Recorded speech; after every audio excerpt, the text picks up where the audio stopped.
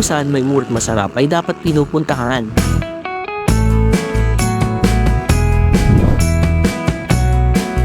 Kaya naman napasugod kami sa Barangay Mampang para tikman ng nagsasarapang pagkain tulad ng mie goreng, fried rice, lumpia at pastil. Kaya samahan nyo kami. Bena na!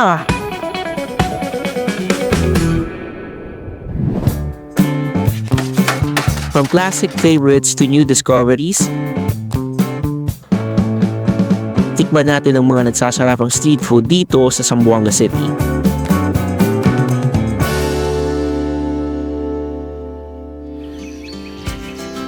We rise like tall buildings as the chemicals they take us higher. Nandito kami ngayon sa Barangay Mampang. It's young and it's just begun. Binisita namin ang isang stall na may unique na pangalan na nag-o-offer ng iba't ibang klaseng pagkain.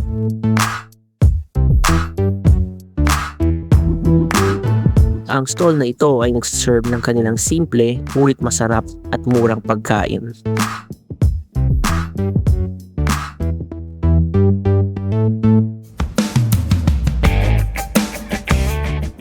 Assalamualaikum. Magandang hapon sa mga taga dito sa Mampang o kahit sa mga malalayong lugar na napapadaan lang dito. Meron po tayong bagong inopen na business. Ang pangalan po ay Cheaters Mie Gorengan po. Pero baka na-intriga kayo sa pangalan. Ano ibig sabihin yan, di ba? Siyempre may mga nagda-diet o pwede kayong mag-cheat day dito. Yung location po namin is sa Panama, dito sa Plaza, sa Mampang po. Open po kami 4 p.m. hanggang 10 p.m. po ng gabi. Yan po. Sila ay located sa isang open field o plaza sa Barangay Mampang at dinudukog sila ng iba't ibang mamimili mula sa kalapit na barangay. Tara at samahan nyo kaming tikman ang mga pagkain nila.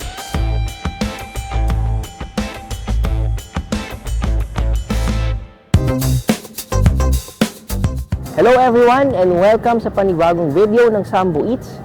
So ngayon nandito tayo sa Barangay Mampang upang tikman ang Cheaters Mie Goreng.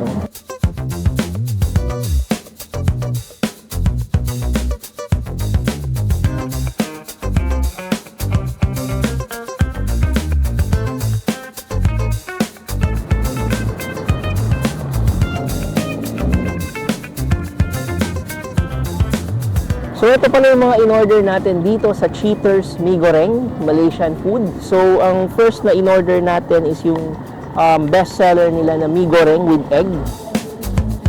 And second one is yung meron din silang lumpia, which is may gulay sa loob and may sauce na rin. And then umorder rin tayo ng fried rice with fried siomai. At the same time binigyan rin tayo nila ng pastil. So, which is yung empanada, tapos merong bihon sa loob. And then, meron din tayong steamed bihon na lalagyan natin ng sauce later on. So, bago natin tikman yung pagkain ng Cheaters Mie Goreng, disclaimer lang, pangalan lang yun ng business nila. And ako at yung cameraman ko ay mga loyal na tao at di kami cheaters. So, tikman natin yung mie goreng nila. So, again, yung mie goreng nila is with egg na rin. So bago natin tikman, lalagyan muna natin ng kalamansi. Yun, may kalamansi na siya. Then, hahaluin lang natin ng konti. So after natin lagyan ng kalamansi, yung mie goreng nila at matapos nating haluin, so titikman na natin kung ano yung lasa ng Cheaters Mie Goreng. So kung makikita nyo, napaka-saucy nung mie goreng nila. Hindi siya dry. Katulad din ng mie goreng na natikman natin previously. So, tikman natin. Oops. First bite.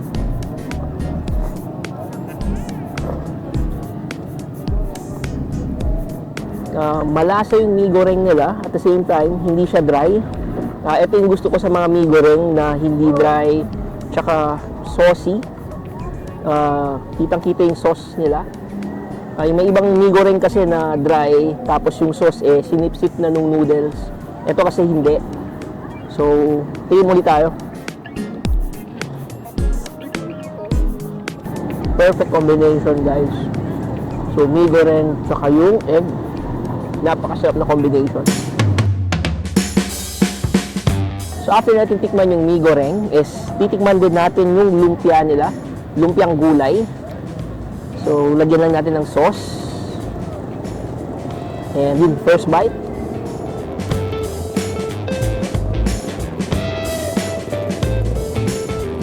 So guys, yung laman pala nung lumpia nila is toge. And meron din carrots. And napaka-crunchy nung lumpia since bagong luto. And yung sauce is tamang-tama lang, balance sa lumpia nila, sa laman ng lumpia nila.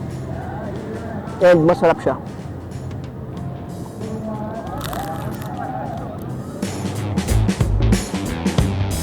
Next naman natin na titikman is yung fried rice nila na may fried siomai. So, tikman natin. So, yellow rice. Yellow yung kulay ng fried rice nila. Tikman natin. Malambot yung rice. And, yun. Napakasimple ng lasa. And nakakabusog. Tikman din natin yung nilagay nilang fried siomai as toppings dito sa fried rice nila.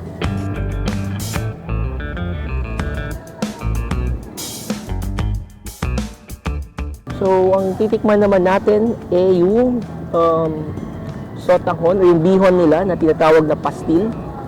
So, sa mga di nakakaalam, yung pastil is gawa sa bihon. So, yung bihon is boiled na siya. And then, nilagyan ng suka, which is lutong suka. Templado na siya, tapos niluto. Tapos, yun yung magiging sabaw or sauce nitong bihon, which is na tinatawag nilang pastil. So, tikman natin.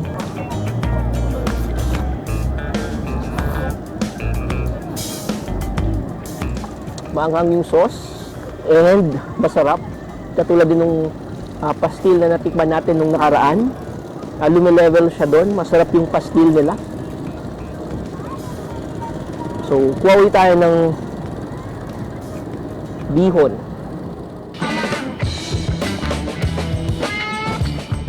So, next naman na titikman natin is yung empanada nila. So, ito yung kasama din sa pastil. So, yung empanada nila is crunchy. And bubuksan natin para makita nyo yung laman.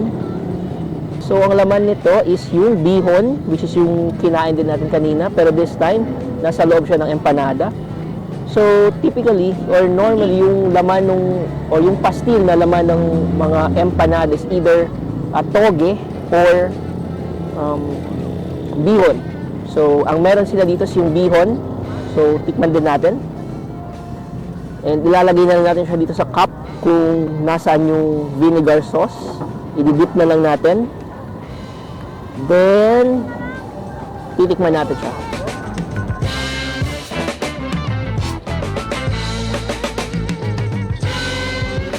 Masarap yung empanada nila kung i-dip natin siya o lalagyan natin siya ng sauce.